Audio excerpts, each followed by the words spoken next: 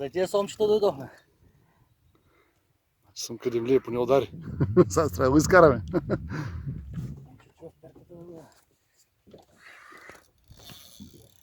Искаш малко да такова, що? Чакай. Не дрием дали ще го изтървем, аз го че го видях. Императора.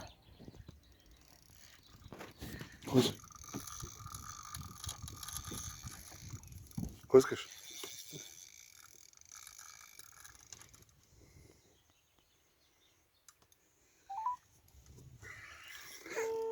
А че директно заниш ли?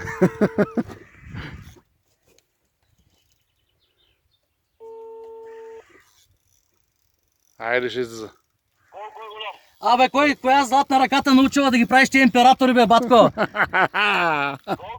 Над 40, вече стана 30 минути, не мога да го мръдна. На императора ли, бе? Да.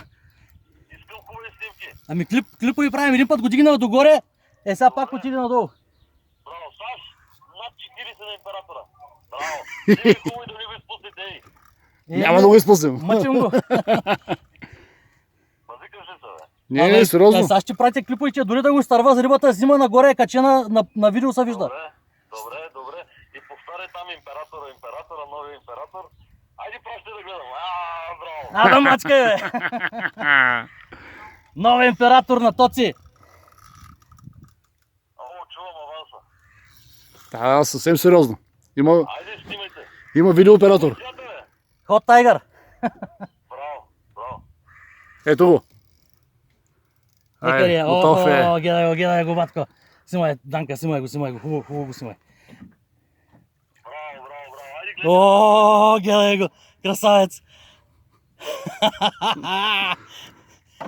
Данка, готов ли сега снимаш? Гледай. Готов съм.